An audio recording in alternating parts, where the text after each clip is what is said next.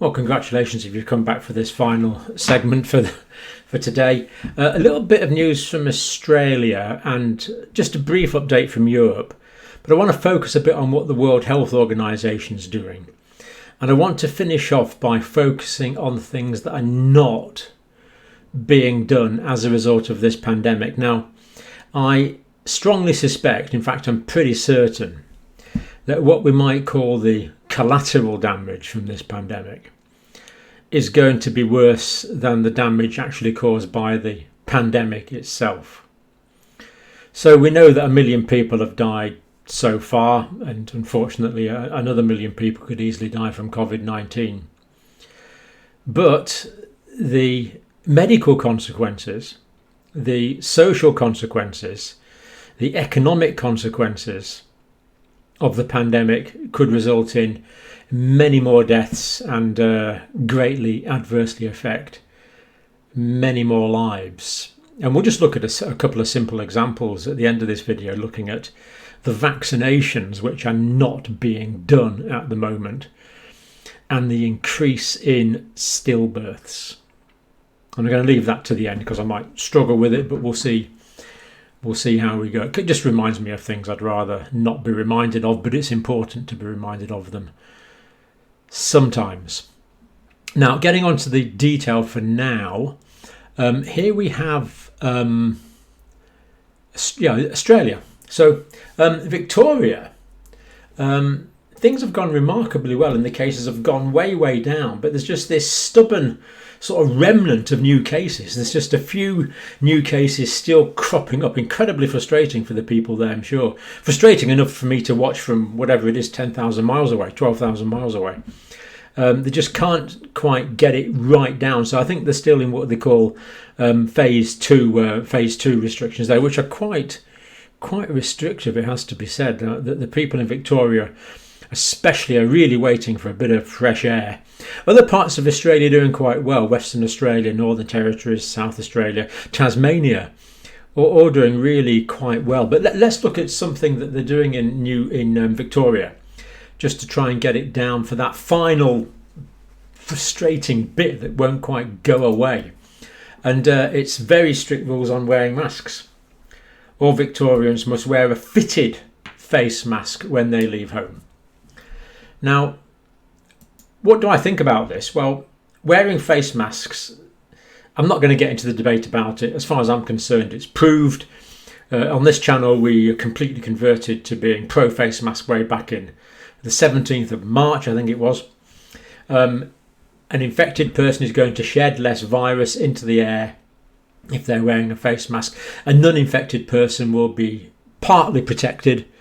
They may still be infected, but they'll have a lower viral load. Therefore, it's very probable they will get a less severe course of illness, possibly even an asymptomatic illness. So the debate about masks is basically proved. And we have looked at evidence on this channel many times about mask wearing. And it doesn't cost anything. It's a very simple intervention. Even if you go about your daily life completely as normal, just wearing a mask in all public areas, especially indoor public areas, of course, especially if they're poorly ventilated, which they shouldn't be. They should be well ventilated. But, it's okay, it's an inconvenience. You've got to remember. What I've got one in my work bag, I've got one in my pocket of my jacket, I've got one in the pocket, I've got one in the car, I've got one, I keep one in different places and, roundabout. So wherever I am, if I've ever forgotten to take it, which I often do, you've got one in the back pocket of your jacket or in your work bag or something like that. So keeping them about the place is the key. So I think it makes sense and it's low cost and we just have to get into the habit of doing it. For me, I'll just sometimes simply forget to take it. That's why you've got to keep lots of spare masks everywhere. So all Victorians must wear a fitted face mask when they leave home. Face mask that covers the mouth and nose, face shields, bandanas or scarves on their own will no longer suffice from tomorrow night. So from midnight on Sunday, this is going to be enforced in Victoria. Now, hopefully if someone has genuinely forgotten, the authorities will be lenient. But we really do need to get into the habit. This is not just in Victoria, this is everywhere. This is cheap. In fact, it doesn't cost anything, and it has massive efficacy and can greatly reduce the transmission and greatly reduce the severity of the condition that I might catch or you might catch. We believe that is the case. Now, it does say 3 layers are ideal. Now, the science about this is not complete. Now, the World Health Organization did say that ideally you want a waterproof layer on the outside, and then a sort of an airproof barrier layer in the middle, and then a cotton layer on the inside to absorb the moisture. We could argue about that, but the medical authorities in Victoria are saying that 3 layers are ideal. But the fitted mask component is compulsory, and I think they have got the most important bit there pegged, actually. I think this will make a real difference to transmission, but everyone's got to do it. So even though there's only a few cases left in Victoria, we can't get, not quite getting rid of these few cases that are left. This frustrating rump of cases, and yet just for these few cases, everyone has to wear a mask. That's just the way it is. But get into the habit, it's not a big deal, unless you make it a big deal. And this applies wherever you are. Masks are critical, not political. Remember, this is true for everyone in the world now. Yeah, everyone in the world. There's no country where this doesn't apply. Everyone should be wearing masks in all public spaces, especially indoor public places, everywhere in the world for the next few months. You need to get used to it. And we are. I mean, last time I was in the supermarket a couple of days ago. Obviously, I watch for mask wearing. It wasn't a huge supermarket. Maybe saw about 150 people when I was in there. One person wasn't wearing a mask, so pretty good. But not perfect. That's 0.75%, isn't it? You should have been wearing a mask. The question is, should we be challenging people? So far I haven't been, but I think I might start because the evidence is so overwhelming. The trick, of course, is to challenge people in a nice way and not get into a conflagration as has happened before, unfortunately. Anyway, so that's ideal. Now, Queensland, northeast, of course, top right-hand corner of Australia. 1 new case on Saturday, man returning from the Philippines, a young man in his 20s. And the reason I put this in is he tested positive on the 10th day. Now, this is unusual. Most people will test positive 6-7 days, but it can be 10 days.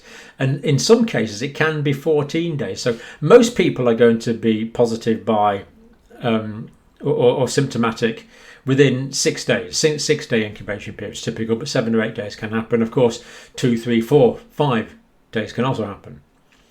But it just shows the importance, and we did look at Italy. Throughout the summer, Italy kept the 14-day quarantine rule in place. It didn't try and reduce it to 10 days as some places did. So that 14 days for people that are potentially exposed is the key thing. Now, this chap here may well have caught it on the plane on the way back. That's quite possible. He could have caught it there, but 10 days. And of course, this is why things went wrong in Victoria. The hotel quarantine situation, let's just say, could have gone better. That's why there was this outbreak in Victoria, which is still causing all these problems in Victoria. Now, China. Now, 15 new cases yesterday were symptomatic cases. And this 39 here is the asymptomatic cases, because the Chinese don't count the asymptomatic cases as cases. So really, the number of cases in China yesterday was 15 plus 39, which you can probably instantly do in your head. But that gives a total of 85,000. Very, very few cases in China.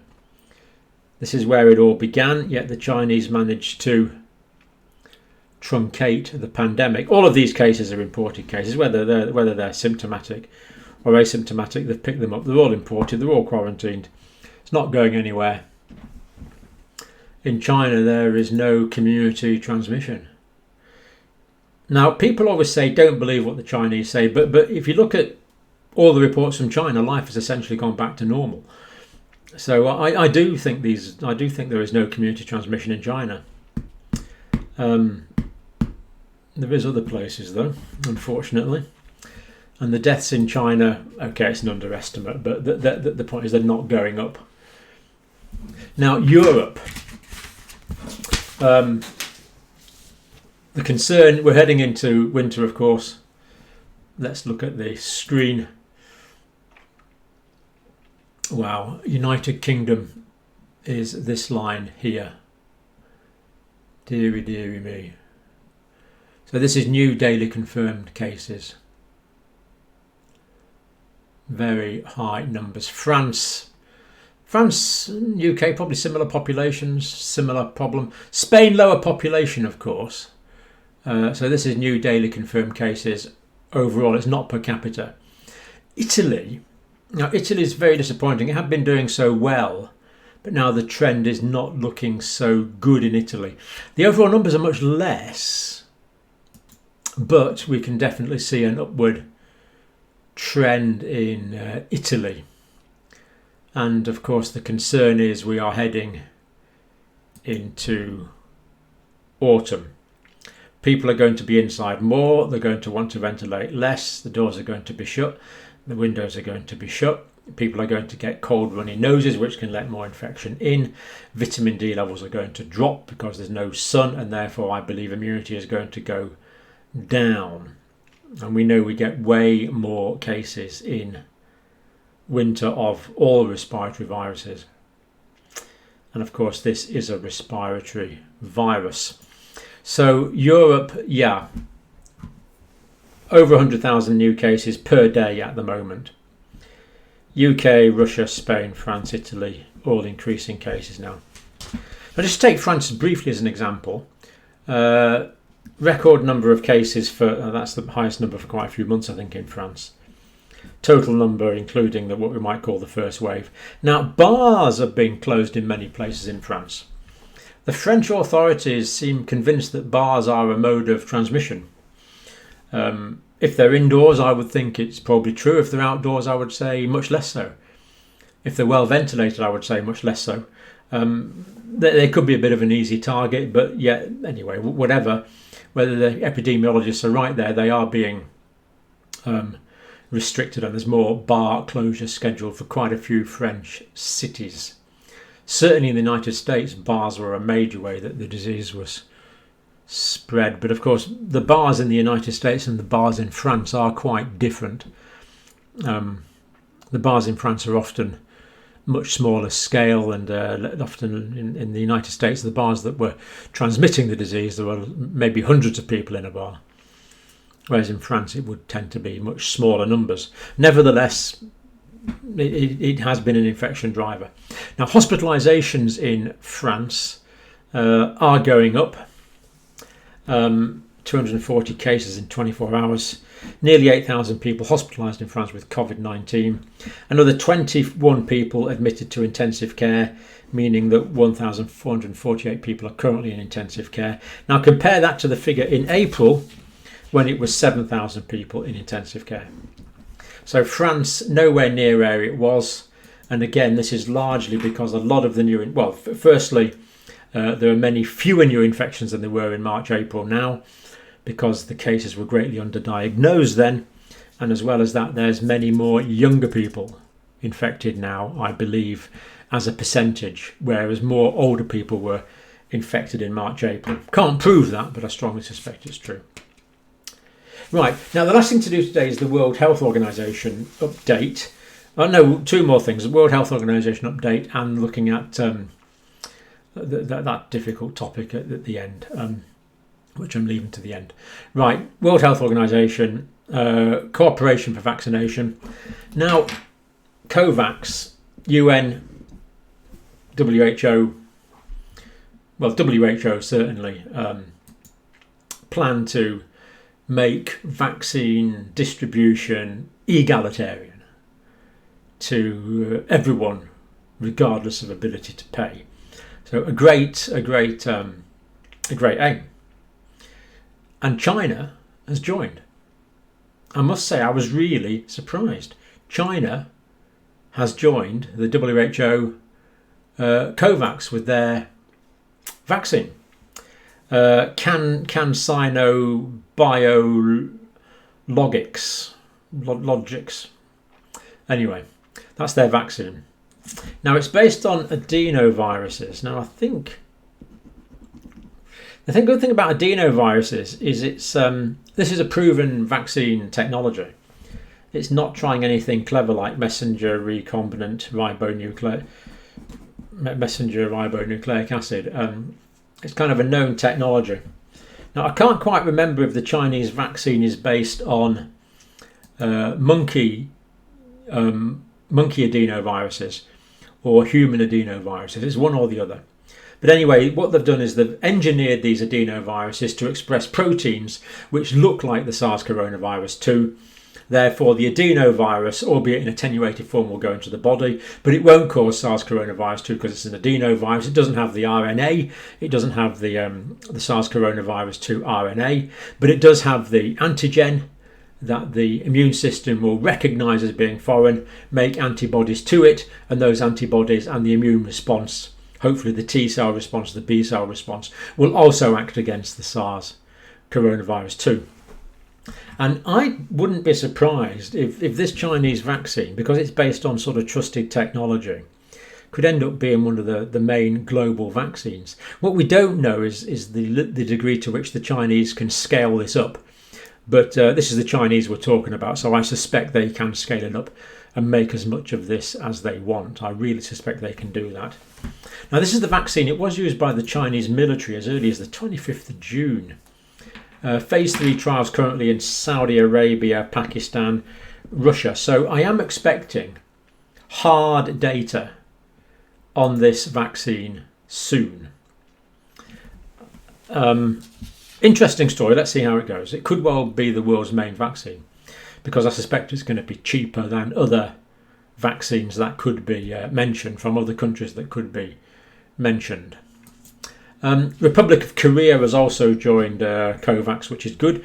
Korea, very sophisticated biotechnology industries in Korea, so the potential for Korea to produce a lot of vaccine and do a lot of good is there. A very, very advanced country in many ways now. The Republic of Korea, which of course is South Korea, unlike the People's Democratic Republic of Korea, which is in the north, which is obviously democratic because it's got democratic in the title, if only. Right, I digress. 171 countries now joined COVAX. I think the United Nations are the World Health Organization are quite liberal on their definition of countries, but nevertheless it's good. They want 2 billion doses by the end of 2021. Now, Moderna, the US leading contender, of course, it says it will not impose copyright during the pandemic. Sounds good. I'm not sure it'll mean much without technology transfer to allow people to produce it cheaply. Let's hope they allow people to produce it cheaply with appropriate technology transfer and that there is no corruption involved in its distribution. But anyway, they're saying they won't impose copyright as long as the pandemic arises. Now, the last thing I want to do today is things not done.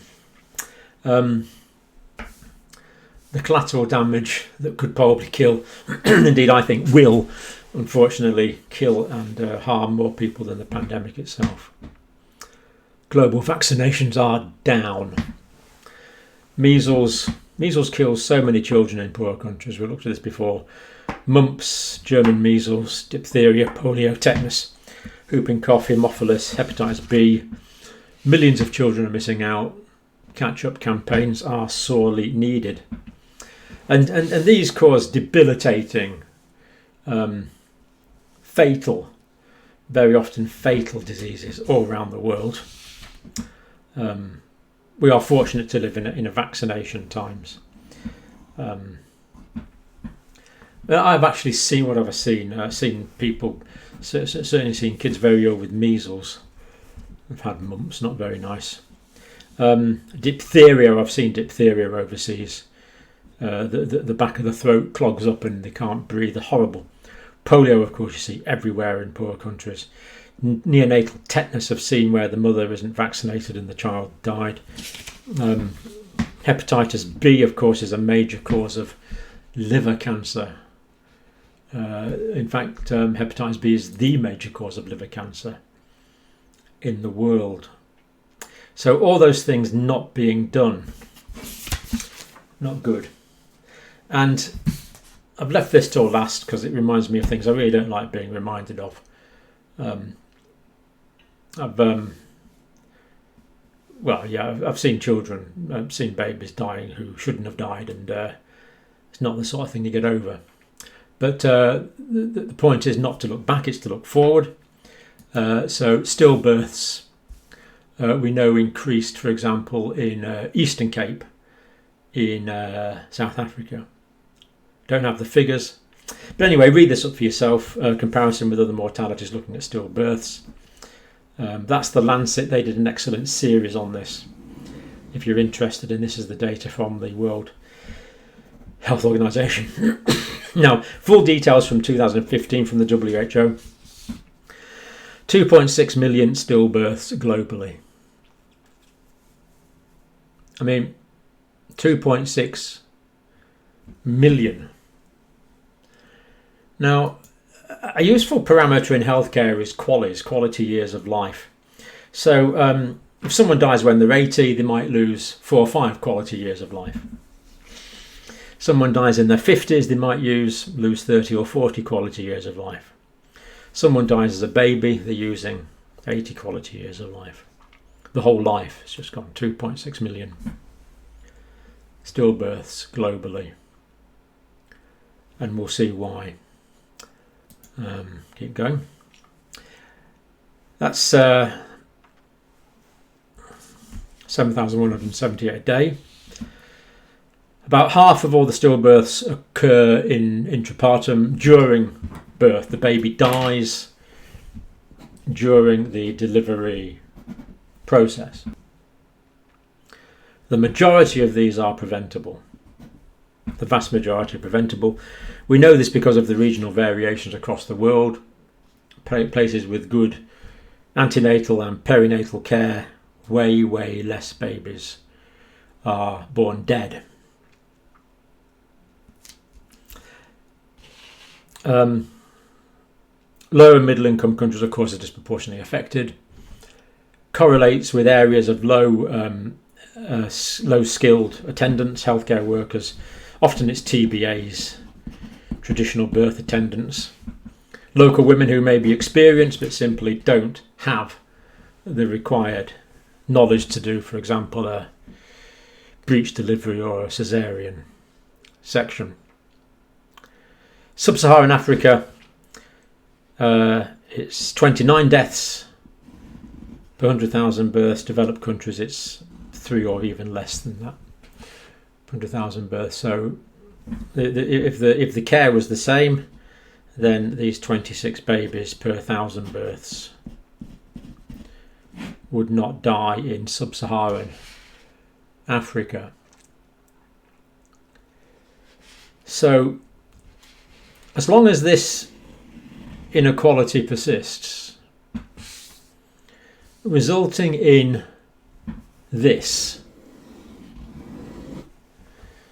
world has no right to call itself a civilized place. Let's hope this can be addressed, and that the harms done by the pandemic can be we can catch up for lost time. We can never get back the babies that are lost, but hopefully we can catch up for lost time if the combined will to do so is there. So I'll leave you with those numbers. Difficult numbers to grapple with. They really are hard to believe.